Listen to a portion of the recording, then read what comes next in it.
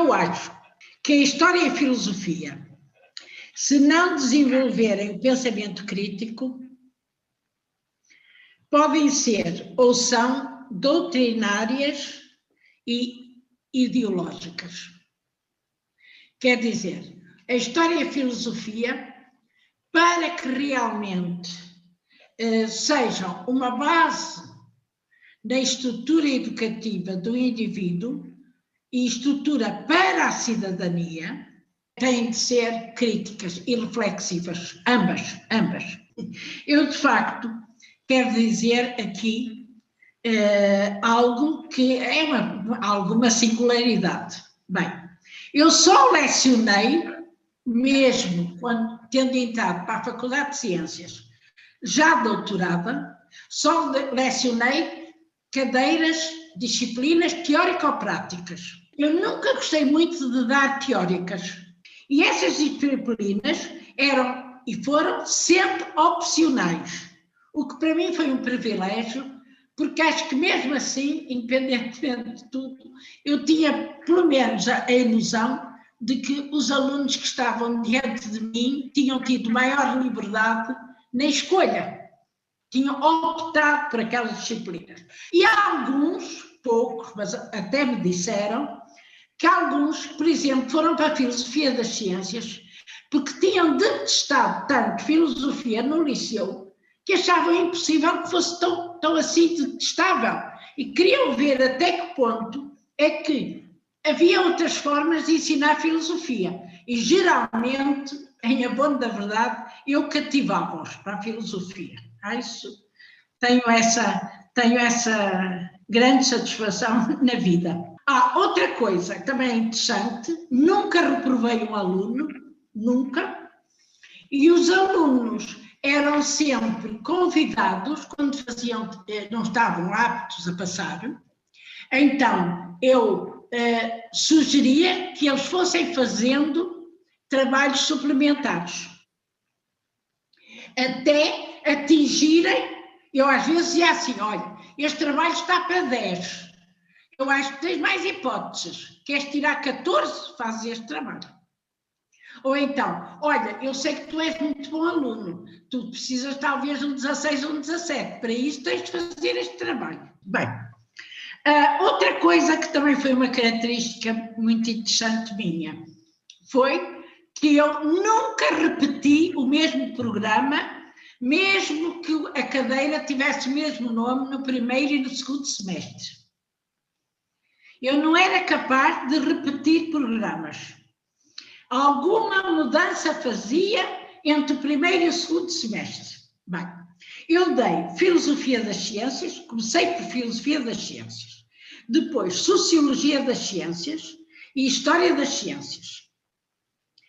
A Sociologia das Ciências eu dei muito, curiosamente, por um lado, ter tido a experiência de trabalhar com o professor Adélio Cedas Nunes no Gabinete de Investigações Sociais, o GIS, que veio a dar na atualidade o ICS, o Instituto de Ciências Sociais da Universidade de Lisboa, e porque eu fiz uma aprendizagem realmente nesse contexto grande e aceitei dar Sociologia das Ciências. E História das Ciências foi a última que dei.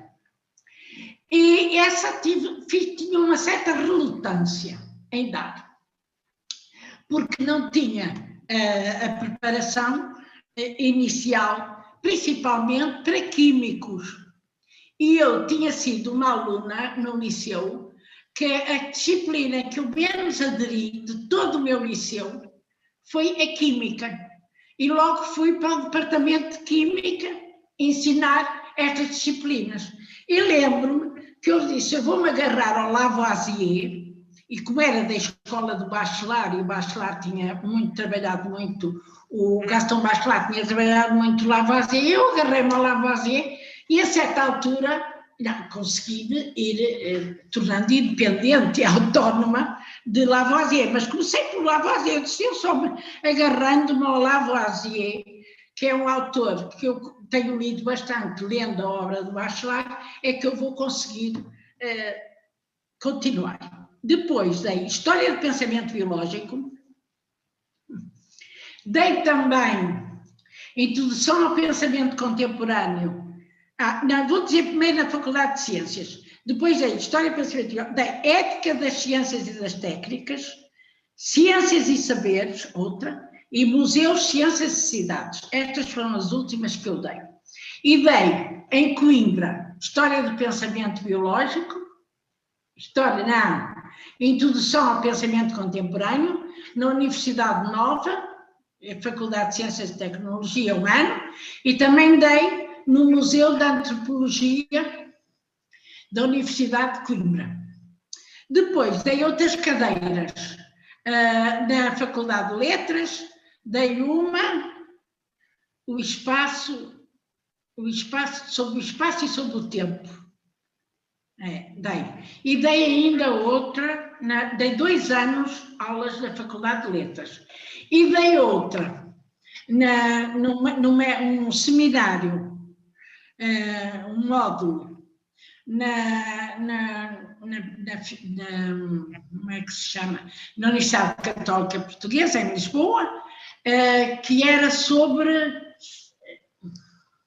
viagens. Eu centrei-me, a problemática era genérica, mas eu centrei-me na Amazónia.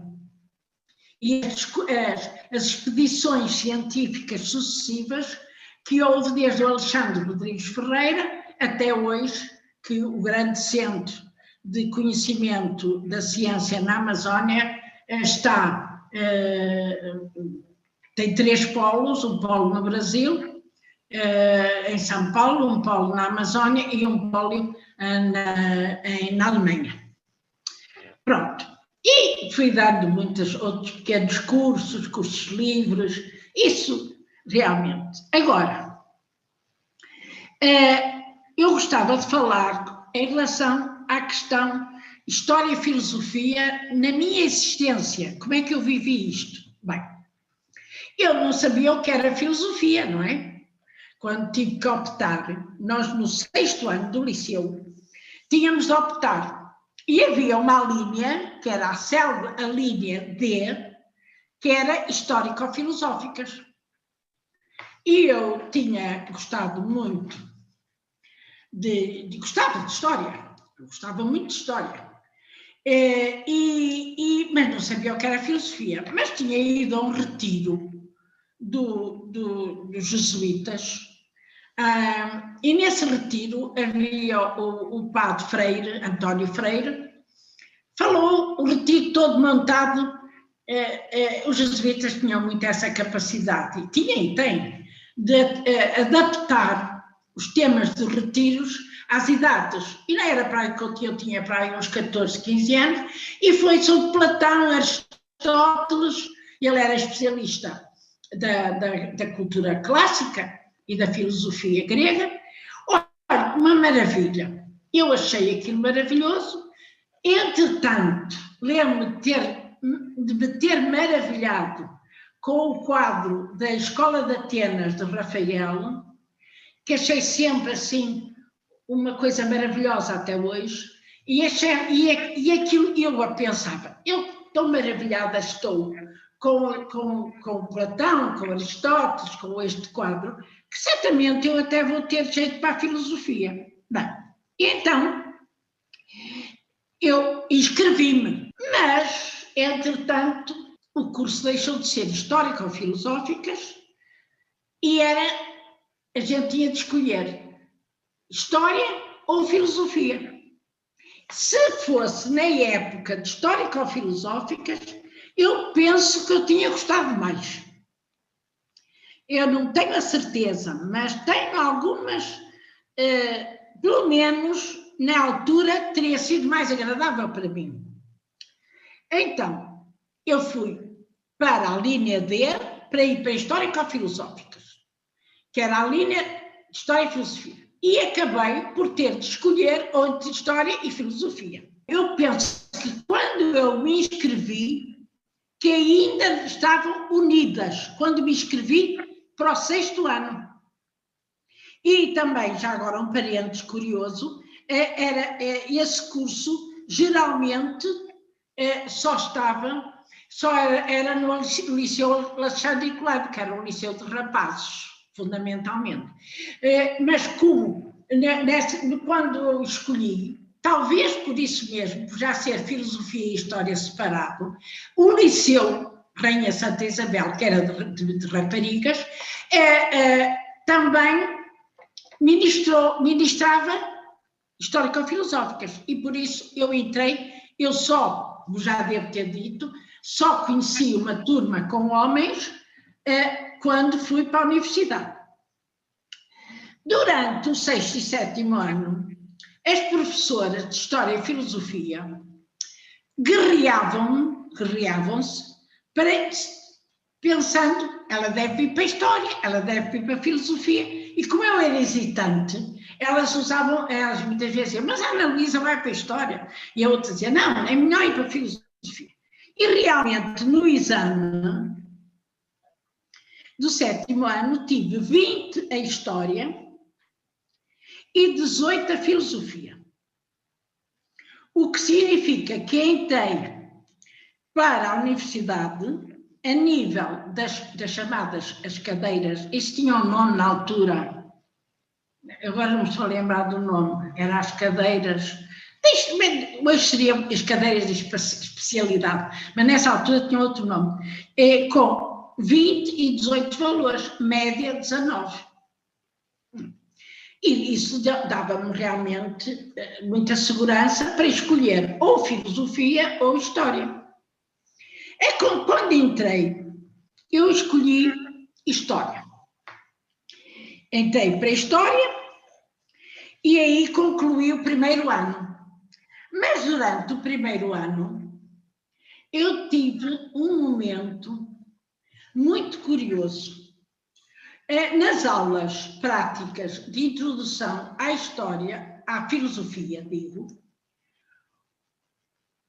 o professor Gustavo Fraga, que veio a morrer catedrático da Universidade dos Açores, o professor Gustavo Fraga queria que na aula, de um lado ficassem os alunos de História e do outro lado ficassem os alunos de Filosofia.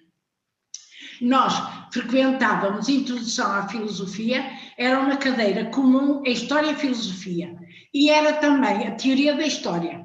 Aliás, a Teoria da História era uma disciplina que eu adorei e acho que foi uma disciplina básica para a minha formação.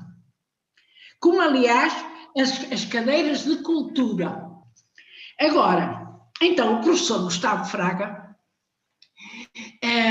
indicou-nos para nós irmos assistir a uma conferência de um filósofo que passou por Coimbra. E na aula seguinte disse que foi à conferência, levantem o braço. E eu levantei, e ele disse, então resuma a conferência que assistiu. E eu resumi, e ele disse assim, olha, gostei muito de ouvir, mas para a próxima vez, lembre-se bem, que eu quero os alunos de História de um lado e os alunos de Filosofia do outro. E eu disse, mas ó senhor professor, eu estou em História. E ele disse-me assim, que pena, e errou a vocação. Bem, este facto, na altura, não me fez pensar. Agora é que me faz pensar, porque de facto depois, o que aconteceu é que eu, voltando para o Porto e começando a fazer o 1º ano de Filosofia, nunca mais saí da Filosofia. Um dia encontrei num congresso o professor Fraga, passado muitos anos. Ele era um professor muito especial, muito especial. Para nós, 1º ano, era muito... O Miranda Barbosa, que era o catedrático, era de uma clareza demasiado claro. E o Fraga era demasiado obscuro. Para 1º ano, nós tínhamos ali um choque, mas nós achávamos curioso aquela obscuridade. E depois ele falava muito, que ele ia de um lado ao outro na Alemanha, ele doutorou-se na Alemanha, penso que ele se doutorou sobre Husserl, não sei, mas penso que sim, ou Heidegger. E ele estava sempre a contar-nos que ia de uma universidade de um lado para o outro, e aquilo para nós, que não estávamos nada habituados a que houvesse assim tantas universidades e comboios tão rápidos de um lado para o outro, eu sempre que associo o professor Fraga de um lado para o outro a viajar para ouvir um filósofo, ouvir outro, porque ele de facto, depois agora, até recentemente estive a ver o currículo dele, ele tem um currículo fabuloso do ponto de vista escolar.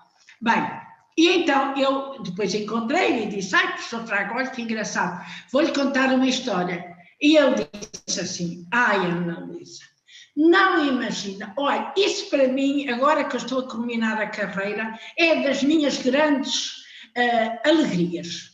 Eu vou dizer uma coisa, eu tenho feito faço uns programas na rádio, nos Açores, e na próxima vez eu vou falar deste caso. Como eu fui capaz de perceber a sua vocação. Eu disse, olha, pois, professor, certamente, quando li as minhas coisas, nem sei, nunca me lembrei disso, mas olha, deixe estar, que eu vou falar. E depois, não só ele contactou-me, telefonou-me a dizer, ouça a gravação, a gravação em que eu vou falar de si. E eu ouvi e, de facto, ele estava muito contente. E eu fiquei contente também, porque, pelo menos em Coimbra, eu achava que, para nós, Fraga era o obscuro e ele devia sentir um bocado que nós éramos, estávamos longe de atingir o âmago das aulas dele. Não quer dizer que fossem boas, mas eu não digo que fossem más, mas a gente não chegava lá. Pronto. Eu tinha uma muito grande capacidade de memória. E então, eu senti sempre que essa capacidade muitas vezes tendia a abafar a minha capacidade de raciocínio. Quando escolhia História ou Filosofia, eu sentia sempre que estava a privilegiar uma capacidade em desprimor da outra. Escolhia Filosofia porque achava que o exercício mais custoso do raciocínio era importante ser escolhido contra o facilitismo da memória. Para mim, para o meu caso pessoal. Pronto. Então, mas esta situação vai ser determinante para o futuro, porque, embora eu seja doutorado em Filosofia contemporânea, embora tenha agregação em Filosofia das Ciências, eu sempre fiz uma filosofia muito ligada à história e muito a história ligada à filosofia. E até o que isto era uma característica da escola do Gaston Bachelard. E de certa maneira, eu, de facto, eu entronco no Bachelard pelo professor Jacques Picmal, que foi meu professor em Montpellier e que, por sua vez, tinha sido aluno e colaborador de Georges Canguilhem.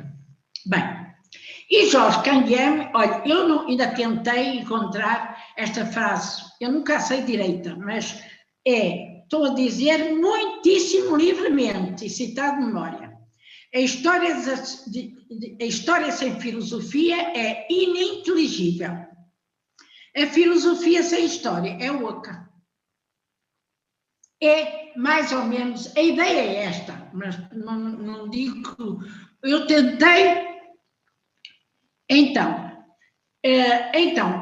enquanto eu acho que até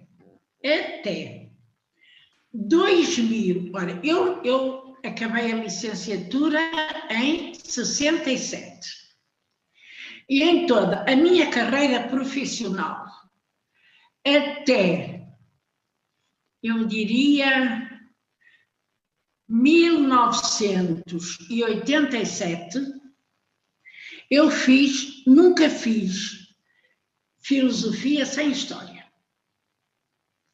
E a história sempre me atraiu muito e trabalhar problemáticas filosóficas, mas com uma inserção no contexto histórico. Mais recentemente, porque é o seguinte, mais recentemente eu já faço filosofia sem história. E houve um período intermédio, mas eu diria que, então, de 67 a 1987, eu fiz filosofia sempre ligada à história. Depois houve um período em que, muito influenciada pelo Michel Foucault, eu também fiz filosofia ligada à história, mas não num contexto de história continuista. Porque inicialmente era escola continuista, tipicamente ensinada segundo no esquema até da nossa formação, as diversas disciplinas da Faculdade de Letras de História e de Filosofia. Sempre muito história continuista, linear, sem cortes, sem rupturas. Escola de bacharel, entrei então pelo corte e pela ruptura epistemológica e aí. Agora, a dificuldade foi, como eu já expliquei noutra altura, foi o Michel Foucault. Mas mesmo o próprio Michel Foucault também muito ligado à história. Ultimamente, eu de facto, se me coloca um problema filosófico, ou se eu tenho de refletir, eu raramente utilizo a matriz histórica para raciocinar. Posso-me servir dela, acho-a sempre útil, não acho que seja melhor nem pior. Agora, eu de facto sempre defendi a área de História e Filosofia das Ciências. Foi isso que eu introduzi em Portugal. Foi isso que eu implementei em Portugal. A área de História e Filosofia das Ciências. Depois, hoje em dia, segundo me consta, porque eu agora estou pouco ligada, ou completamente desligada, melhor dito, do ensino desta área, eu penso que o que se faz em Portugal é História da Filosofia, História das Ciências e, por outro lado, Filosofia das Ciências. Acho que este aspecto integrativo, que era muito... Até porquê? Porque o que hoje mais se ensina são as escolas e as tendências anglo-saxónicas e americanas, que têm muito menos esta ligação. O que caracterizava a escola de bacharel, que o Guilherme Foucault, era realmente a história e a filosofia associadas. Isso era a tendência, e quando eu fiz a agregação e fiz um trabalho realmente, a aula que dei foi sobre, já falei, foi sobre a questão do modelo espacializante com que encarar a sucessão do Universidade da Cotovia, o Colégio dos Novos, Escola Politécnica, Faculdade de Ciências. Não, no que respeita o meu curso foi feito, eu fiz um estudo que achei realmente apaixonante. Eu adorei preparar a agregação por causa disso, porque me ajudou muito a eu perceber a minha própria trajetória. Porque, por um lado, eu então, na altura, é que só a partir de Michel Foucault e de Derrida e de Deleuze, é que realmente os ingleses passaram a ler os franceses. Eu, quando estive, é impressionante, eu, quando fiz a minha formação em França, nunca ouvi falar de Popper. Nunca ouvi falar de Feyerabend. Eu, quando fiz a minha formação em Inglaterra, nunca ouvi falar de Bachelard. Nunca ouvi falar de Canguilhem. As aulas eram exclusivamente nos limites geográficos da língua. E então, eu, quando tive que preparar um curso, fiz um curso precisamente começando em Comte e vim até Feyerabend e vendo as escolas e as tendências iniciais estanques, não dialogantes, absolutamente sem nenhum Canal da Mancha ou sem nenhum Oceano Atlântico que as unisse, e depois, então, a abertura, por exemplo, das universidades, da Universidade de Berkeley, da Universidade de Princeton e até das universidades francesas às próprias figuras inglesas e alemãs. Alemães, os franceses ainda liam, não é? Tinham de ler o Hegel, pronto. Os franceses, Kant e Hegel. Agora, ninguém pode supor como era completamente estanques. Evidentemente que, por exemplo, no curso, não sei se isto é quase como uma anedota, mas era assim, em Portugal, no curso de filosofia era Descartes, Kant e Husserl. Pronto. Eram as três grandes figuras, em quase todas as cadeiras apareciam. E depois, com a Revolução dos Cravos, com o 25 de Abril, passou a ser, deixa cá ver, agora se eu me lembro, era Marx, claro, era Freud, quem era mais? Eram três também. Foram três substituídos por outros três. Era uma coisa, quando eu estava na faculdade de letras, dar aulas, os meus colegas era aqueles três. Assim, porque eram os sérios. Pronto, mas era, deixa ver, Lacan, não era Lacan, Marx, Freud, já não me lembro, mas havia outro, tinha de haver, não é? Que agora me lembrar. Por conseguinte, há coisas que... E eu sempre me surpreendi muito por isso, e fiquei sempre muito grata ao Júlio Fragata, que, sendo jesuíta e vindo da Faculdade de Filosofia da Braga, que pertencia e não havia ainda a Universidade Católica, que ainda não existia, mas veio a dar, não é? E como é que ele deu tantos filósofos? A gente deu Marx, deu Teilhard de Chardin, deu Sartre.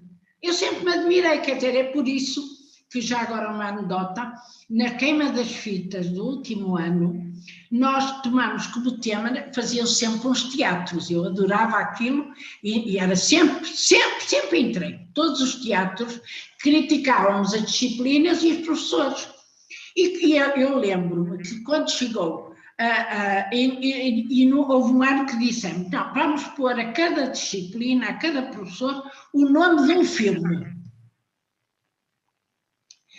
E já não me lembro de mais ninguém, mas lembro-me desta, o Fragata, que veio de Braga, não é? A gente diz assim, do céu caiu uma estrela, porque nós achamos que era impossível, com tantos padres da igreja que a gente dava, com tantos santos que a gente dava na filosofia, por professores civis, que a gente ia ter um professor jesuíta, como dizia o Pedro Sá Carneiro, que era meu colega, dizia assim, Ana, olha, até agora, antes do Fragata, nós fizemos, nós fomos batizados, nós fizemos a comunhão solene, agora vamos dizer a missa, de certeza que a gente vai dizer a missa.